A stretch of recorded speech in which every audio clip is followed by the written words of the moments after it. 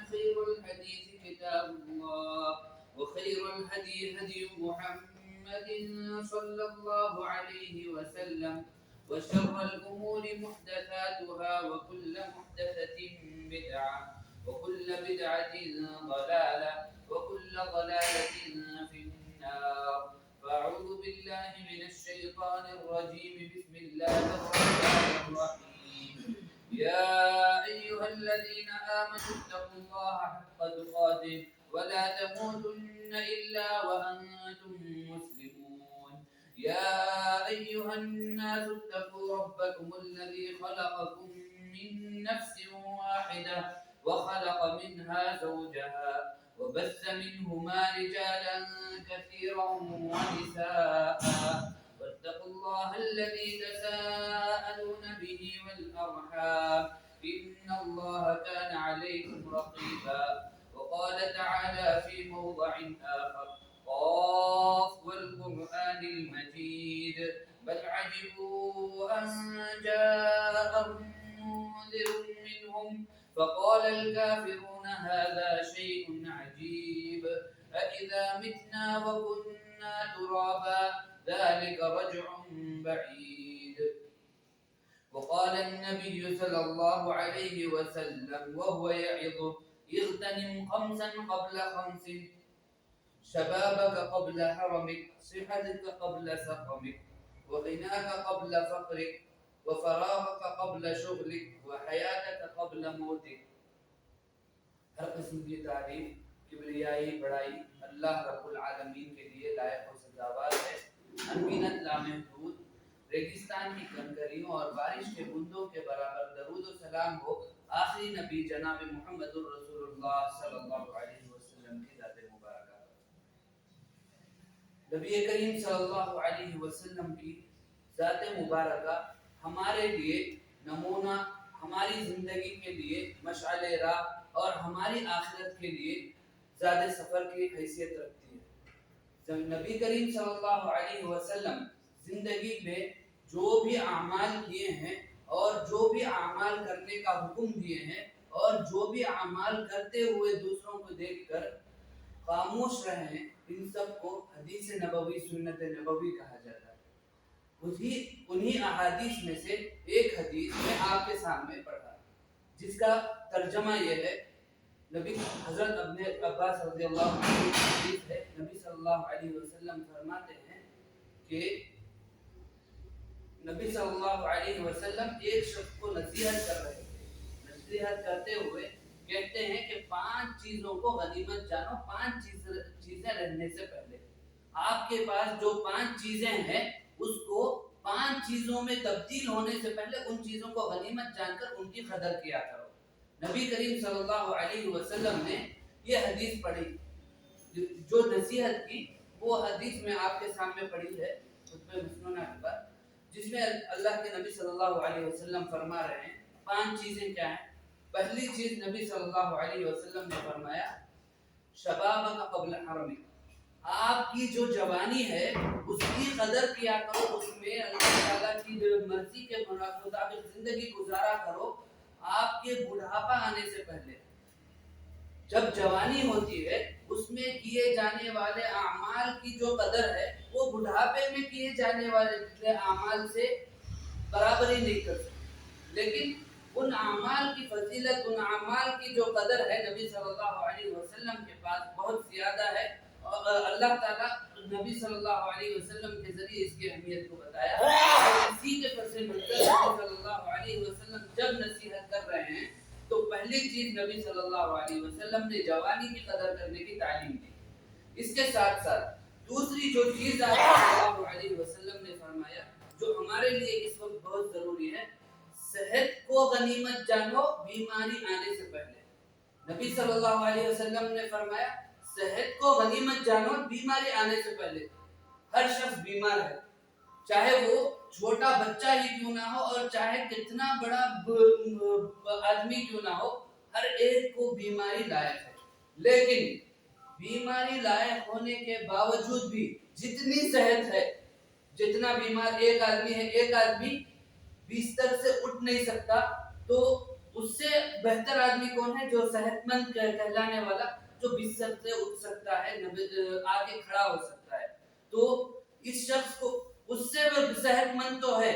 صحت مند کا مطلب یہ نہیں کہ ہاں بھائی بیماری آ گئی، ہم بیمار ہو گئے تو ہم یہ کر دیں کہ ہاں بھائی ہم بیمار ہیں. ہمارا وہ ٹائم جو ہے، وہ جو نبی صلی اللہ علیہ وسلم نے نصیحت کے طور پر غنیمت جاننے کا وقت جو بتایا، وہ ہمارے سے فوت ہو گیا، ہم چھوڑ دیے اس ٹائم کو، ہمارے پاس وہ ٹائم نہیں ہے. ایسا کبھی نہیں ہے. جب کوئی آدمی 2 پیر والا ہے، اگر وہ اس سے زیادہ صحت مند ہے جو 1 پیر والا ہو. جو 1 پیر سے چلتا رہے پوری مشقت کے ساتھ، مشکل کے ساتھ، تو اس سے صحت مند وہ آدمی ہے جو باقاعدہ اپنے 2 پیروں کے ساتھ چل پا رہا ہے. اسی طریقے سے جو کوئی بات کر کے اپنی حاجت کو پورا کر سکتا ہے، اللہ تعالیٰ زبان دیا ہے، اللہ تعالیٰ بات کرنے کی سکت دیا ہے، وہ صحت مند ہے ایسے شخص سے جو بات نہیں کر پاتا ہو، جو بات سن نہیں پاتا. تو ہر شخص ہمارے پاس جو بھی ہے، ہمارے درمیان جو بھی ہے، وہ اس کے اندر صحت کی جو صفت ہے وہ پائی ہی جاتی ہے، چاہے وہ کچھ بھی نہ ہو. موت تک کے لیے، موت سے پہلے کا جو مرحلہ ہے وہ موت سے صحت مند ہے. موت آنے کے بعد وہ پوری طریقے سے اس کا اختیار ختم ہو گیا، وہ اختیار نہیں ہے اس کے پاس. اس سے پہلے کے جتنے بھی مراحل ہیں، جتنا بھی ہم مشکل میں پڑ جائیں، ہماری طبیعت پوری چلی جائے، ہمارے پاس وہ سکت ہی نہیں کہ ہم حرکت کر سکے، پھر بھی آپ کے پاس صحت کا اتنا حصہ تو ہے جس کے ذریعے اللہ تعالیٰ کے نبی صلی اللہ علیہ وسلم نے جو تعلیم دی کہ صحت کو غنیمت جانو، تو وہ غنیمت جاننے کا وقت ہے. چلیے ہم دیکھتے ہیں بہت ناگفتہ بہ حالات جو ہم کہہ نہیں سکتے کہ ہاں بھئی یہ صحت مندی کے حالت میں ہے، لیکن پھر بھی وہ غنیمت کیسے جان سکتا ہے اس وقت کو.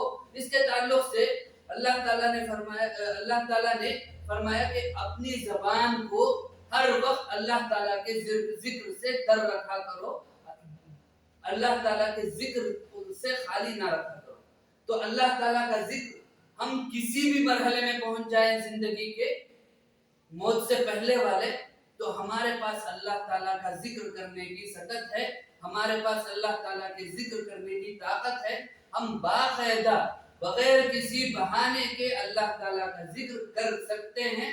اس سے کوئی مطلب ایکسکیوز نہیں ہے، ہم ایکسکیوز نہیں پیش کر سکتے ہاں بھئی ہم اللہ تعالیٰ کا ذکر نہیں کر سکتے.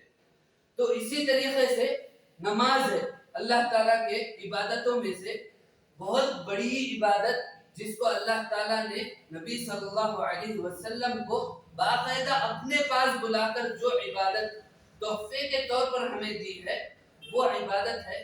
وہ ہم ہر مرحلے میں کر سکتے ہیں، چاہے ہم بستر پر لیٹے ہوئے ہی کیوں نہ ہو، ہماری حالت کتنی ہی بری کیوں نہ ہو، لیکن ہم نماز ہر وقت ادا کر سکتے ہیں. اور نماز کے تعلق سے ہمیں معلوم ہے کہ نبی صلی اللہ علیہ وسلم نے جنگ کے میدان میں بھی نماز کے چھوڑنے کو درست نہیں قرار دیا. نبی صلی اللہ علیہ وسلم نے جنگ کے میدان میں نماز تو تخفیف کر دی، نماز جو بڑی 4 رکعت کی تھی اس کا طریقہ بدلا، اس میں آسانیاں فراہم کی، لیکن نماز کو چھوڑنے کے لیے کبھی نہیں کہا. تو ہمیں چاہیے کہ ہماری حالت کتنی ہی بری ہو، کتنی ہی ہماری حالت تنگ ہو، ہمیں نماز کو نہیں چھوڑنا چاہیے. تو اسی طریقے سے صحت کے تعلق سے ہم نے سنا. اس کے بعد نبی صلی اللہ علیہ وسلم نے ایک چیز بتایا کہ تمہاری مالداری کو غنیمت سے، فقیری سے پہلے غنیمت جانو. مالداری صرف نبی صلی اللہ علیہ وسلم نے اپنے صحابہ سے ایک مرتبہ پوچھا بخیل شخص کون ہے، بخیل شخص کون ہے. تو صحابہ کی عادت یہ تھی کہ جب بھی نبی صلی اللہ علیہ وسلم سوال کرتے، اس کا جواب معلوم ہونے کے باوجود بھی جواب نہیں دیتے، کیونکہ نبی صلی اللہ علیہ وسلم سے صحابہ اکرام یہ امید کرتے کہ ہمارا جو دماغ میں چل رہا ہے اس سے بہتر چیز نبی صلی اللہ علیہ وسلم ہمیں بتائیں گے. اسی لیے نبی صلی اللہ علیہ وسلم کے سوال پر صحابہ خاموش رہا کرتے تاکہ بہتر جو چیز ہے وہ ہمیں مل سکے. تو اس کے نبی صلی اللہ علیہ وسلم کے سوال پر صحابہ خاموش رہے. نبی صلی اللہ علیہ وسلم نے دوبارہ سوال کیا, پھر بھی خاموش رہے. پھر دوبارہ سوال کیا, تیسری مرتبہ سوال کیا. تو اس کے بعد ایک صحابی نے نبی صلی اللہ علیہ وسلم کے سوال کا جواب دیا, جس کے پاس مال ہو اور وہ خرچ کرنے میں کتراتا ہو, خرچ نہ کرتا ہو, یہ شخص فقیر ہے. تو نبی صلی اللہ علیہ وسلم نے کیا فرمایا, نہیں, وہ شخص دنیاوی اعتبار سے بخیل ہے صحیح, لیکن آخرت کا بخیل شخص وہ ہے جو نبی صلی اللہ علیہ وسلم کا نام سنے اور درود نہ بھیجے. تو ہمارے پاس نبی صلی اللہ علیہ وسلم کا نام سن کر جواب میں درود پڑھنے کی سکت ہے. ہم چاہے وہ کسی بھی مرحلے میں ہو زندگی کے, ہم باقاعدہ یہ چیز کر سکتے ہیں, ہمیں کرنا چاہیے. تو فقیری ہر چیز میں ہوتی ہے. مادی فقیری تو پیسوں کا نہ ہونا, پیسوں میں کے اعتبار سے کمزور ہونا, یہ فقیری ہے. لیکن دینی فقیری وہ ہوگی جب نبی صلی اللہ علیہ وسلم کا نام سنیں اور اس پر درود نہ پڑھیں اور درود شریف نبی صلی اللہ علیہ وسلم پر نہ بھیجیں.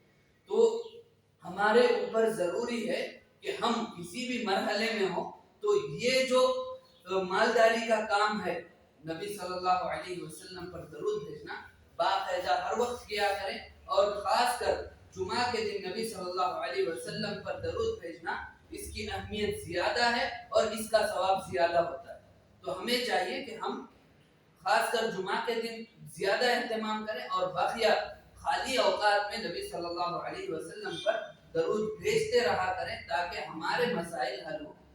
درود کے تعلق سے نبی کریم صلی اللہ علیہ وسلم نے ایک صحابی کے سوال پر, کیا میں دعا کا طریقے کے تعلق سے سوال پر نبی صلی اللہ علیہ وسلم نے فرمایا تھا کہ آپ اگر پوری دعا بھی درود پڑھتے ہوئے گزار دو, یہ درست ہے, یہ بہتر ہے, یہ صحیح ہے. اگر آپ کی حاجت ہے, آپ کی ضرورت ہے, آپ اس کو پوچھنے کے بجائے نبی صلی اللہ علیہ وسلم سے دعا پر درود ہی بھیجا کرتے رہیں تو آپ کے لیے یہ درست ہے. آپ کے مسائل کے لیے یہ آپ کے مسائل کو آسانی کرنے والی چیز ہے. نبی صلی اللہ علیہ وسلم پر درود بھیجنا اس کی بہت زیادہ اہمیت ہے. ہمیں چاہیے کہ ہر وقت نبی صلی اللہ علیہ وسلم پر درود بھیجیں. اور درود کا سب سے چھوٹا لفظ جو ہم لوگوں کے سامنے جب بھی نبی صلی اللہ علیہ وسلم کا نام کہا جائے, ہم نبی صلی اللہ علیہ وسلم کا نام سنیں, ہمارے کانوں میں نبی صلی اللہ علیہ وسلم کے نام کی آواز سنیں تو صلی اللہ علیہ وسلم کہا کریں, ہمارے زبان سے یہ لفظ ادا کیا کریں. کیونکہ ہمارے نبی صلی اللہ علیہ وسلم کا نام کو سننے کے بعد درود نہ بھیجنا, یہ جا کے بخیلی کی علامت ہے. بخیل شخص دنیا میں اور آخرت کا سب سے بخیل شخص یہی ہے جو نبی صلی اللہ علیہ وسلم کا نام سنے اور درود نہ بھیجے. اور اسی طریقے سے فراغت قبل شروع, یہ بہت بڑی چیز ہے ہمارے درمیان. یہ چیز ہمارے ہر زندگی میں جو بھی جتنا بھی مصروف ترین آدمی ہو, یہ نعمت اس کے لیے بہت ملتی ہے لیکن اس کی قدر نہیں کیا کرتے. جیسے کہ فراغت قبل شغل, تمہارا خالی ٹائم جو ہے اس کو غنیمت جانو. تمہارے مشغول ہونے سے پہلے, تم مصروف ہونے سے پہلے اپنے فراغت کے ٹائم کو, اپنے خالی ٹائم کو غنیمت جانو. یہ چیز بہت اہمیت کی حامل ہے.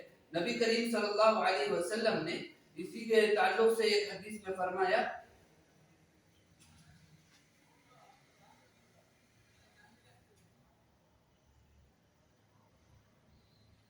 نبی کریم صلی اللہ علیہ وسلم نے فرمایا کہ آدمی دو چیزوں کی ناقدری بہت کرتا ہے. اس میں سے ایک چیز وقت کا جو امپورٹنس ہے, وقت کو ضائع کرنا. یہ نبی صلی اللہ علیہ وسلم کی حدیث میں بتایا گیا کہ یہ چیز بہت زیادہ ہمارے لوگوں میں پائی جاتی ہے. تو ہمیں چاہیے کہ وقت کو ضائع نہ کیا کریں. جب بھی ہمارے پاس ٹائم ہو تو اللہ تعالیٰ کا ذکر ادا کریں. اللہ تعالیٰ کے ذکر کے لیے سب سے زیادہ آسان ترین جو الفاظ ہیں, سبحان اللہ و بحمدہ سبحان اللہ العظیم. اس کے تعلق سے نبی صلی اللہ علیہ وسلم کی حدیث ہے، بخاری شریف کی سب سے آخری حدیث، جس میں نبی صلی اللہ علیہ وسلم نے فرمایا یہ جو دو لفظ ہیں سبحان اللہ و بحمدہ سبحان اللہ العظیم، یہ جو ہے میزان میں قیامت کے دن جو جب نام اعمال جو نبی اللہ تعالیٰ تولے گا اس میں سب سے زیادہ وزندار چیز یہی ہوگی، یہ دو لفظ جو ہیں سب سے زیادہ وزن ہوں گے۔ تو ہمارے جو بھی مشغولیت کے بعد خالی وقت ہو اور ایسی بھی مشغولیت ہو جو دوسرے چیزوں سے ہو رہی ہے زبان سے نہیں، تو اس وقت بھی ہمیں باقاعدہ یہ الفاظ ادا کرتے رہنا چاہیے تاکہ ہماری زندگی میں ایسے اعمال ہو سکیں جو قیامت کے دن میزان میں بھاری ہو سکیں، جس کے ایک ایک نیکی بھی ہمارے لیے جنت میں لے جانے کے قریب کر سکے۔ تو اسی لیے ہمیں چاہیے کہ یہ جو دو لفظ ہیں سبحان اللہ و بحمدہ سبحان اللہ العظیم، اس کو باقاعدہ خالی اوقات میں پڑھتے رہا کریں، اور ہمارے لیے ضروری ہے کہ اس کا ذکر اکثر ہو۔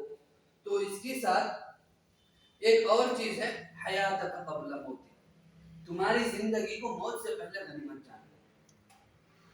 میں جو پہلی چیز جو بتایا اس میں یہ چیز بھی بتا دیا کہ ہماری موت جو ہے وہی ہمارے لیے یہ چیز کر دیتی ہے کہ ہم اس کے بعد ہمارا کوئی ہم پر اختیار نہیں ہوتا، اس سے پہلے ہمارے پاس اختیار ہے کہ ہم اللہ تعالیٰ کے شکر گزار بندے بن سکتے ہیں، ہم اللہ تعالیٰ کی ناشکری کر سکتے ہیں، کیونکہ اللہ تعالیٰ نے فرمایا وَهَدَيْنَاهُ النَّجْدَيْنِ، اللہ تعالیٰ نے انسانوں اور جنوں کو نیکی اور برائی دونوں کے راستوں کی ہدایت دے دی، جو صحیح انسان ہے وہ نیکی اختیار کرے گا، جو دنیا و آخرت میں کامیابی حاصل کرنا چاہتا ہے وہ نیکی کا راستہ اختیار کرے گا، اور جو دنیا میں برائی کی طرف چلے جائے اللہ تعالیٰ ہی اس پر رحم کرنے والا ہے۔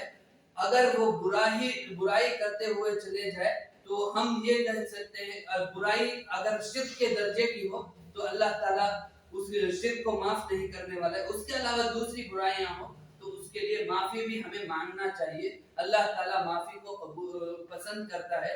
اللہ تعالیٰ ایسے شخص کی نیکی کو بہت زیادہ پسند کرتا ہے جو گناہ کے بعد توبہ کر کے نیکی پر مداومت اختیار کرے، نیکی کرتا چلا جائے، جب بھی گناہ کرے تو اگر وہ گناہ کے بعد اس کو چھوڑ کر نیکی گناہ سے توبہ کرتا ہے تو اس کے بعد وہ نیکی کی طرف بڑھے، پھر سے وہ گناہ دہرائے نہ، اور توبۃ النصوح، توبہ جو قبول ہو گئی، ایسی توبہ کے تعلق سے نبی کریم صلی اللہ علیہ وسلم نے بتایا کہ اگر کوئی آدمی گناہ کرے اور اس کے بعد اس گناہ سے توبہ کر لے اور توبہ کرنے کے بعد پھر سے وہ گناہ نہ کرے تو سمجھو کہ اس کی توبہ قبول ہو گئی۔ توبے کی قبولیت کے لیے کیا ضروری ہے کہ جو گناہ کر رہے ہیں، جس گناہ سے توبہ مانگ رہے ہیں، تو اس گناہ کے بعد بھی اس گناہ سے توبہ کے بعد پھر سے وہ گناہ نہ ہو۔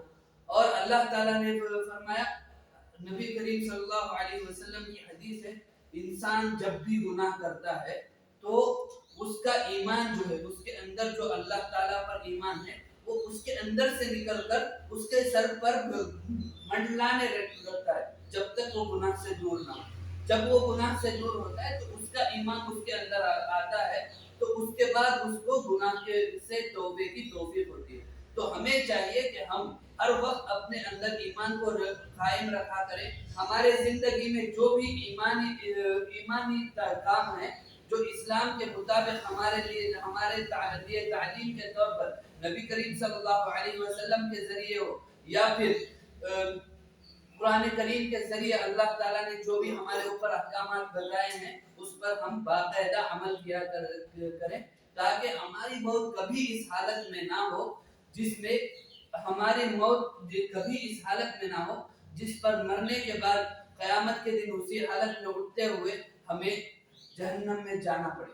تو ہمیں چاہیے کہ ہم جب بھی جو بھی کام کرتے ہیں تو اللہ تعالیٰ کی رضامندی کے ساتھ، اللہ تعالیٰ کی مرضی کے مطابق، اللہ تعالیٰ کے بتائے ہوئے طریقے اور نبی صلی اللہ علیہ وسلم کے بتائے ہوئے طریقے پر ہو، اور ساتھ میں نبی کریم صلی اللہ علیہ وسلم کا صحیح طریقہ وہی ہوگا جو نبی کریم صلی اللہ علیہ وسلم کے بتائے ہوئے فرمان کے مطابق یا ایھا الذین آمنوا اطیعوا اللہ واطیعوا الرسول واولی الامر منکم، اے ایمان والو اللہ تعالیٰ کی اطاعت کرو، اللہ تعالیٰ کے نبی کی اطاعت کرو، اور جو بھی اس کے بعد اولو الامر ہے، جو بھی معاملے کے اختیار جنہیں بھی ہے، جیسے اگر دینی معاملات میں اگر کہا جائے علماء ہیں جو زیادہ دین کا علم رکھتے ہیں ان کی اطاعت کیا کرو، اسی میں نبی کریم صلی اللہ علیہ وسلم کی اور اللہ تعالیٰ کے بتائے ہوئے طریقے پر چلنا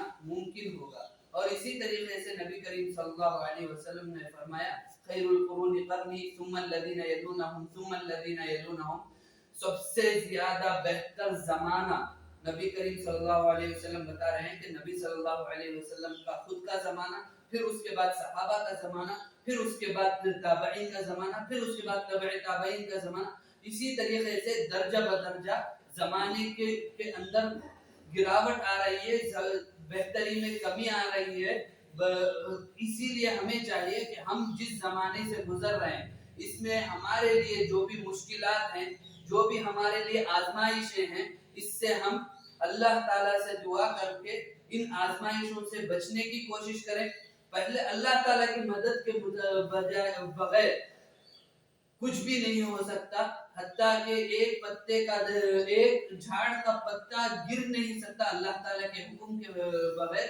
ہماری جو مشکلات ہیں، ہمارے لیے جو آزمائشیں ہیں اس زندگی میں، یا پھر اس زندگی کے بعد ہمارے لیے جو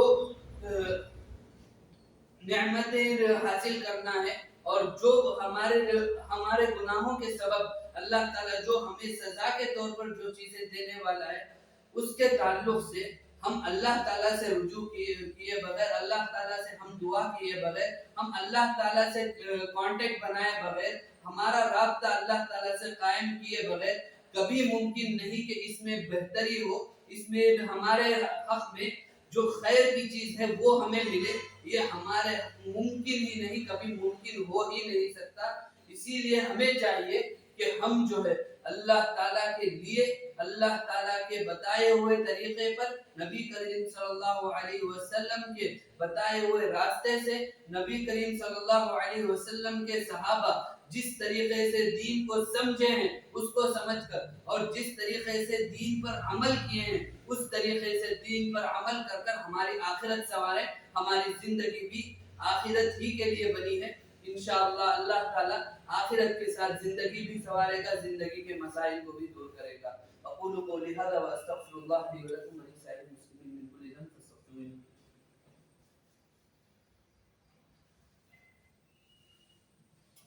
الحمد لله نحمده ونستعينه ونستغفره ونعوذ بالله من شرور أنفسنا ومن سيئات أعمالنا، من يهده الله فلا مضل له ومن يضلله فلا هادي له، أشهد أن لا إله إلا الله وأشهد أن محمدا عبده ورسوله، أما بعد فإن خير الحديث كتاب الله، وخير الهدي هدي محمد صلى الله عليه وسلم، وشر الأمور محدثاتها وكل محدثة بدعة وكل بدعة ضلالة وكل ضلالة في النار، فأعوذ بالله من الشيطان الرجيم، بسم الله الرحمن الرحيم، إن الله وملائكته يصلون على النبي، يا أيها الذين آمنوا صلوا عليه وسلموا تسليما، اللهم صل على محمد وعلى آل محمد كما صليت على إبراهيم وعلى